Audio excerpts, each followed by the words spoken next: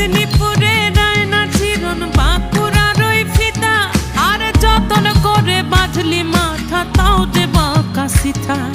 পেছ পাড়িয়া